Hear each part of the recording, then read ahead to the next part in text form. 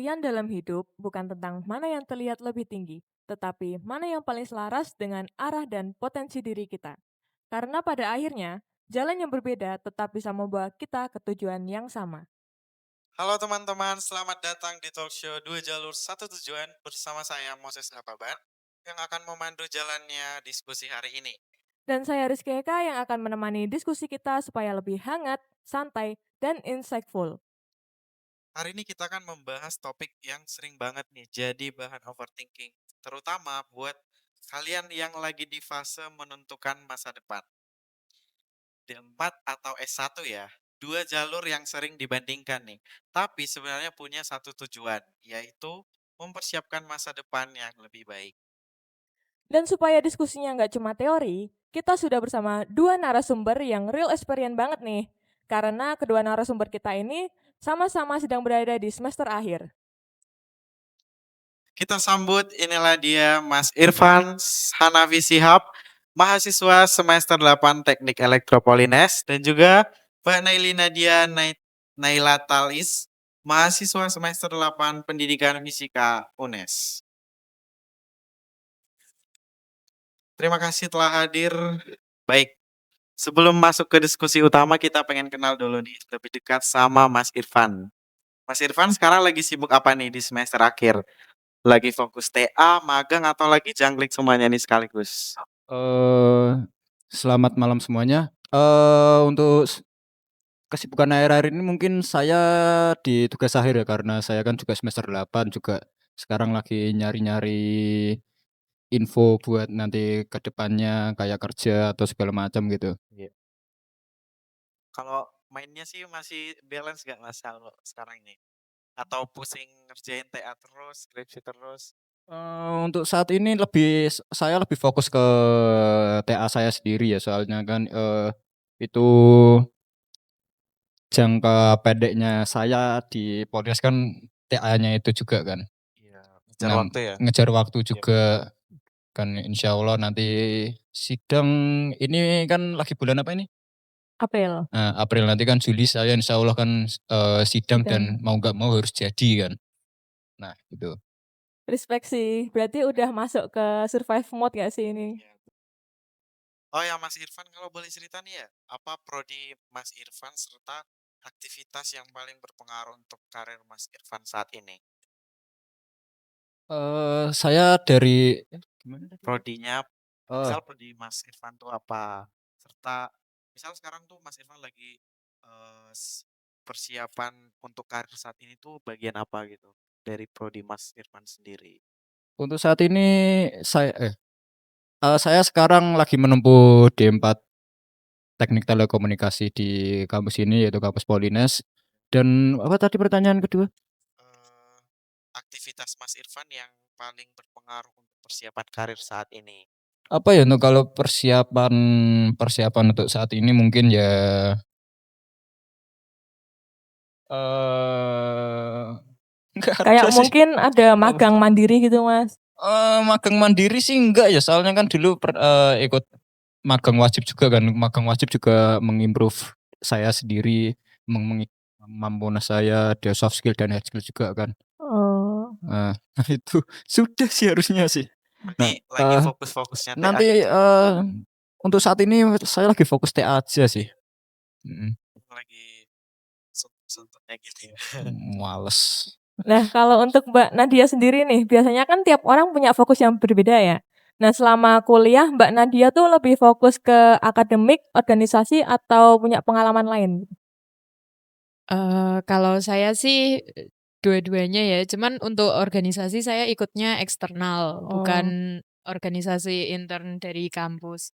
Cuman ya organisasinya cuman 2 sih, dan nggak yang terlalu aktif gitu, karena organisasi eksternal kan nggak tiap hari kumpul iya, gitu. Jadi ya balance lah.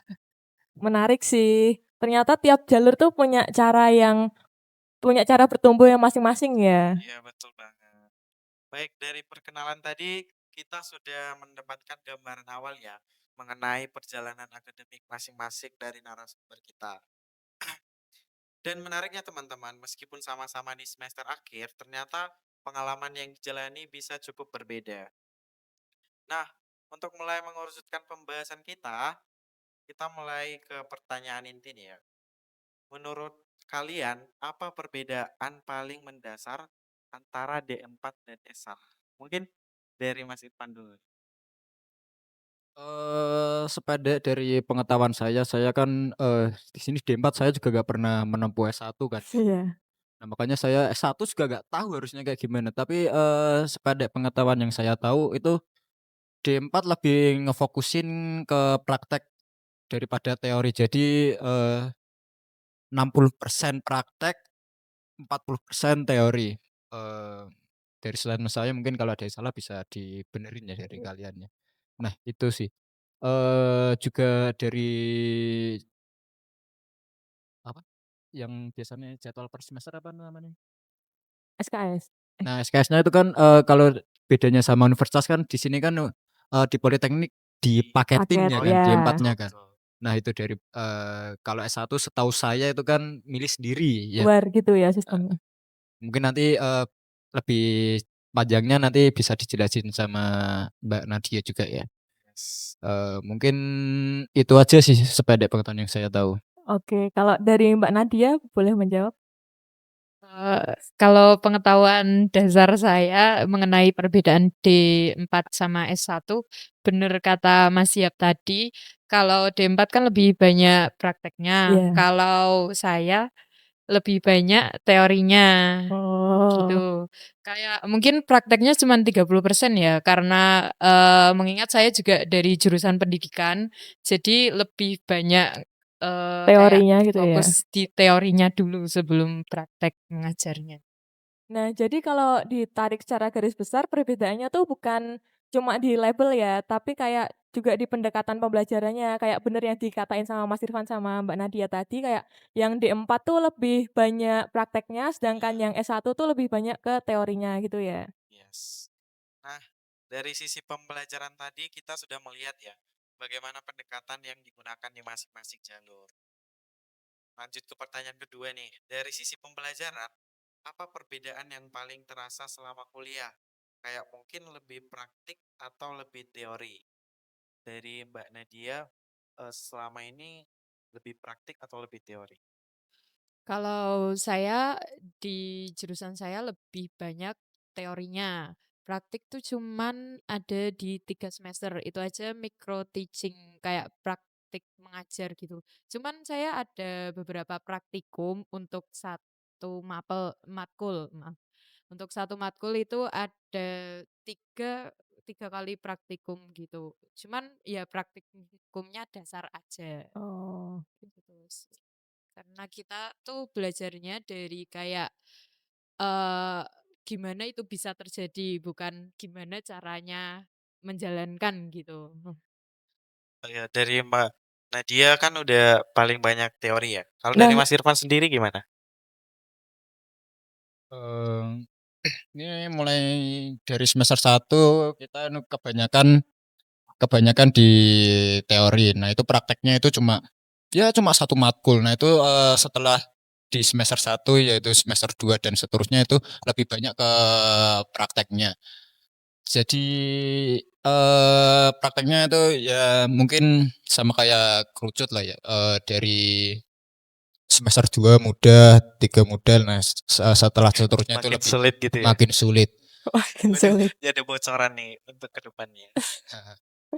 Nah, setelah itu nanti semester 6 magang dan nanti, semester akhirnya nanti TA.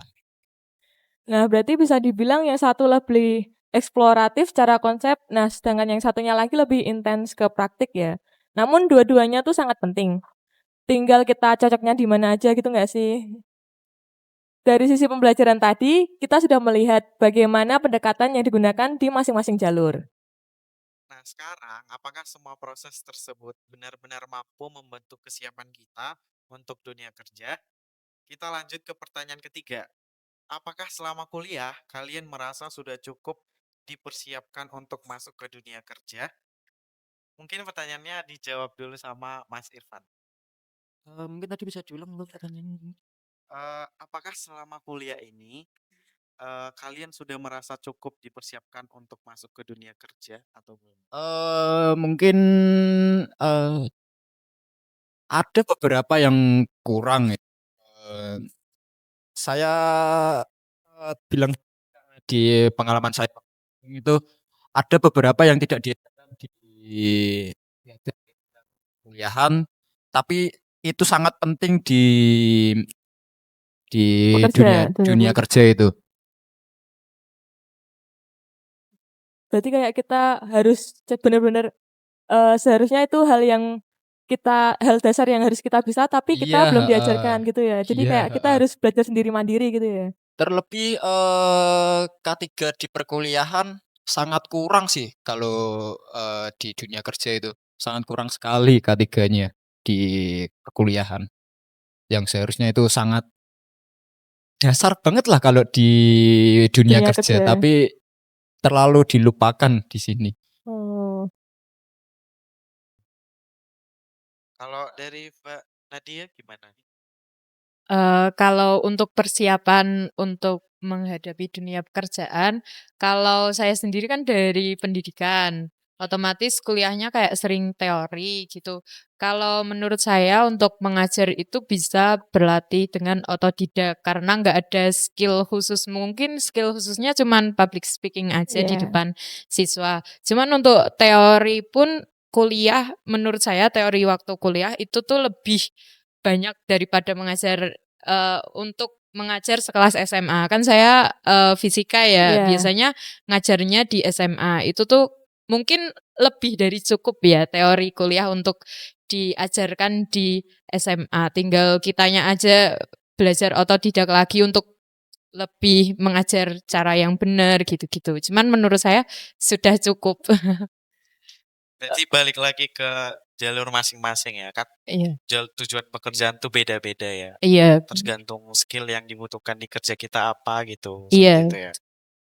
Nah, ini jawaban jujur dari mahasiswa akhir ya, antara siap dan ya siap-siap aja dulu gitu nggak sih? Iya, betul. Menarik sekali ya teman-teman, dari sesi pertama ini kita bisa melihat bahwa perbedaan D4 dan S1 itu bukan sekedar teori, tapi juga terasa dalam pengalaman belajar mereka sehari-hari. Nah, karena kita sudah diskusi lumayan banyak, kita sekarang akan istirahat sejenak. Buat teman-teman sekalian, jangan kemana-mana, tetap di acara Talk Show 2 Jalur 1 Tujuan.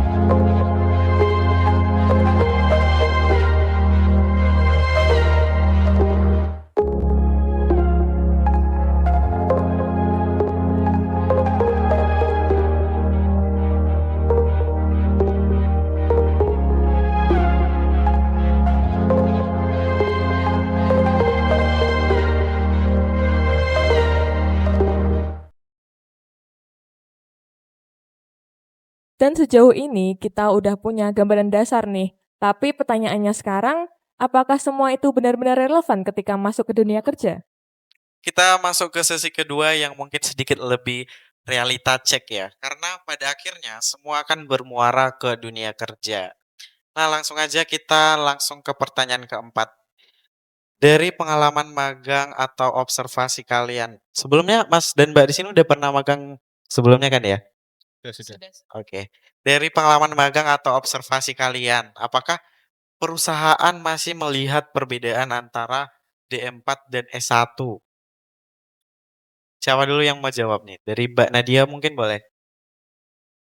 Menurut saya, kebanyakan sekarang kan perusahaan terbuka untuk D4 dan Dan S1 S1. dan nggak membeda-bedakan ya, tapi tergantung posisinya apa. Misal kayak posisinya untuk yang nggak di lapangan itu kayaknya terserah nggak sih? Soalnya Iya. kan Saya banyak melihat hiring gitu untuk misal untuk data analis itu S1 bisa, D4 bisa, cuman mungkin untuk kayak teknisi-teknisi lebih ke D4 atau S1 yang teknik yang magangnya banyak kali Ya, ya, mungkin Iya, seperti itu. ada beberapa yang tertentu hanya dimasuki jurusan ini gitu ya. Iya, cuman, menurut saya sekarang perusahaan lebih fleksibel sih tergantung skill-nya. Iya, betul sekali. bener. Setuju, setuju. Kalau dari Mas Irfan nih, Mungkin kurang lebihnya sama ya, tapi, dari yang saya cari-cari di internet ya, itu untuk kebutuhan kalau swasta mungkin, perusahaan swasta mungkin sama ya, sama-sama gitu. Tapi kalau di yang pekerjaan yang mengikuti misal kayak CPNS, kayaknya kurang ya, kurang lulusan STR kurang kayaknya. Leb sat nah ini menarik nih. Jadi, karena berarti realitanya tuh nggak selalu hitam putih. Kadang tuh tergantung kebutuhan industrinya juga nggak sih? Kayak perlunya tuh lebih perlu ke, apa gitu, Kak. Misal bener yang dibilang sama Mbak Nadia tadi, kalau misal ke lapangan kan lebih butuh yang udah banyak pengalaman gitu kan. Nah, hal ini membawa kita pada suatu pertanyaan klasik, tapi sampai sekarang masih sering diperdebatkan, yaitu menurut kalian nih, mana yang lebih penting, gelar atau skill dan pengalaman? Harusnya sih gampang ya. Yang mau jawab siapa nih? Dari Untuk menurut saya sendiri itu yang paling penting adalah skill dan pengalaman. kenapa Kayak tuh Mbak Nadia? Karena kita di dunia kerja kan butuhnya skill dan pengalaman Iya, daripada bener. gelar ataupun nilai. Nilai di dunia kerja pun nggak terlalu penting ya Betul. untuk, bagian-bagian tertentu itu nggak terlalu dipentingkan. Yang penting skill-nya, pengalamannya, dan sifatnya ya, sifat sikapnya itu Attitude. iya, Betul. perlu yang perlu di-hire gitu. Kalau dari Mas Irfan nih? Mungkin sama kayak Mbak Nadia ya, tapi, yang perlu kita ketahui yaitu, eee, pengalaman juga butuh gelar ya, eee, Iya, setuju. Eee, iya. nah, jadi dari jawaban tadi kita bisa melihat bahwa perspektif industri itu ternyata cukup beragam. Jadi intinya degree matters buat skill speak louder. Ya, gelar memang penting, tapi keahlian tuh lebih dibutuhkan di dunia kerja. Ya, setuju banget sama Mbak Eka. Nah, kalau kita bicara spesifik lagi nih. Eh, ini kayaknya pertanyaannya terus terus mendesak nih ya. Nah, kalau kita bicara lebih spesifik lagi, menurut kalian lulusan D4 dan S1 tuh punya keunggulan masing-masing dalam kesiapan kerja itu di mana? Ini dari Mas Irfan dulu aja. Kalau dibutuhin yang dari D4, mungkin dari skill ya, skill dan pengalaman karena dari D4 kan lebih banyak praktek daripada teorinya ya. Ya, Lebih ke itu sih. lebih ke lapangan gitu ya? Heeh, apalagi coba Ya, tapi emang yang D4 tuh harus selalu ke lapangan apa gimana, Mas? terlalu harus sih, tapi lebih banyak dari alumni D4 ya ke lapangan. Ke lapangan ya Yang langsung terjun ya langsung di terjun ke lapangan gitu lapangan. ya. Kalau yang untuk lulusan S1 ya itu yang nggak di lapangan itu lebih penting ya. Maksudnya kayak, misal di perusahaan kayak PLN atau enggak apa yang Iya, perusahaan-perusahaan negeri itu biasanya yang untuk ngurus kantornya itu kan yang S1 sedangkan yang teknisi-teknisinya itu kan di D4. Jadi ya, S1 sama D4 tuh ada kelebihan di masing-masing iya bidangnya ya. bener. Dari sini kita kan bisa lihat nih bahwa masing-masing jalur tuh memiliki keunggulannya spesifik. Dan justru di situ letak kekuatannya. Bukan untuk dibandingkan, tapi untuk saling melengkapi dalam ekosistem dunia kerja. Ibaratnya kayak beda role tapi tetap satu tim gitu ya, Kak. Yes, betul. Nah, lanjut nih, kita lanjut ke pertanyaan selanjutnya. Dari seluruh pembahasan tadi, kita bisa melihat bahwa masing-masing jalur memiliki karakteristik dan keunggulannya sendiri. Dan teman-teman mungkin banyak dari kalian saat ini masih berada di posisi yang sama, kayak bingung menentukan pilihan. Apa kalian juga sama seperti Mas dan Mbak yang di sini? Kalau boleh jawab jujur nih ya, Mas dan Mbak di sini pernah nggak kepikiran, duh, dulu tuh harusnya memilih jalur yang lain gitu. Misalnya Mas Irfan tuh harusnya ngambil ini, harusnya aku ngambil ini gitu, atau sebaliknya dari Mbak Nadia gitu.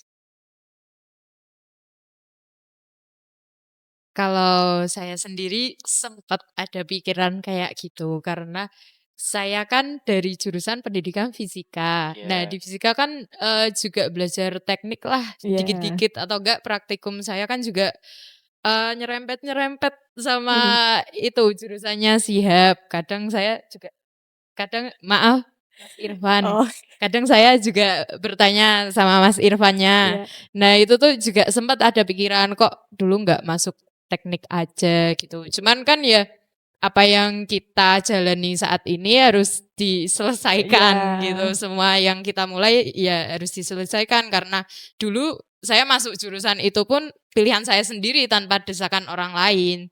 Jadi ya harus bertanggung jawab. Bener. Kalau dari Mas Irfan nih? Mungkin kalau saya masuk kuliah dan ngambil jurusan terlalu gambling dulu. Gambling. Nggak tahu.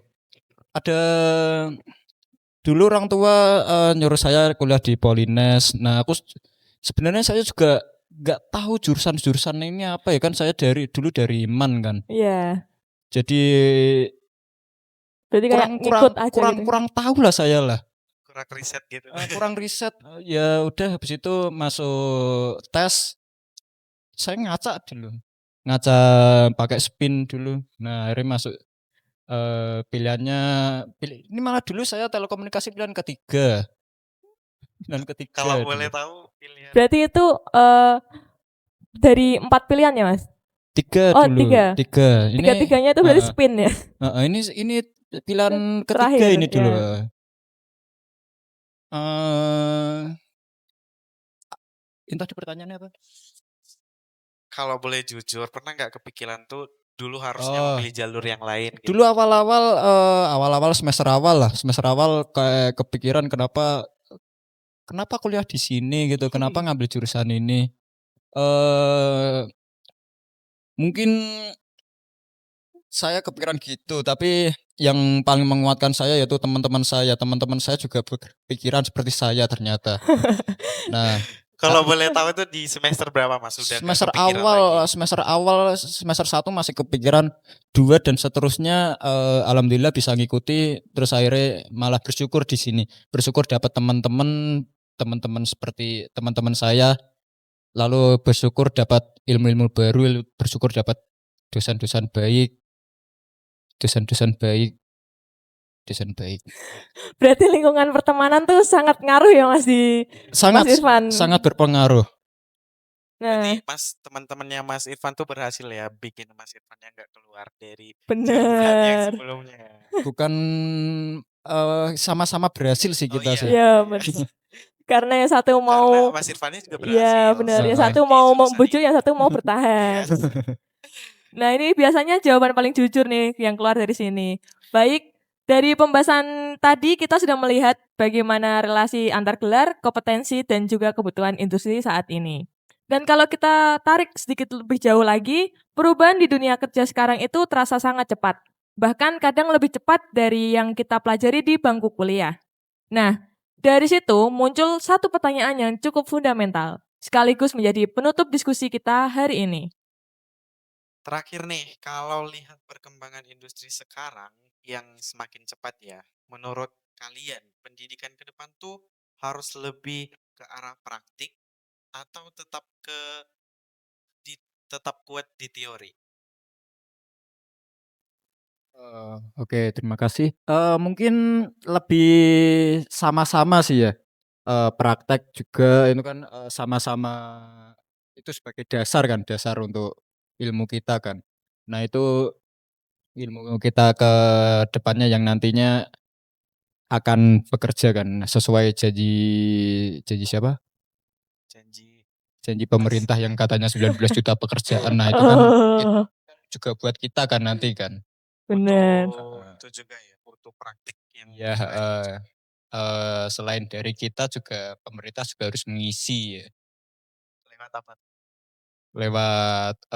Lewat apa ya? Lewat realisasi 19 juta pekerjaan itulah. Ya mungkin nanti bisa terrealisasi ke depannya. Semoga. Semoga. Nah kalau menurut Mbak Nadia gimana? Menurut saya dua-duanya harus sejalan.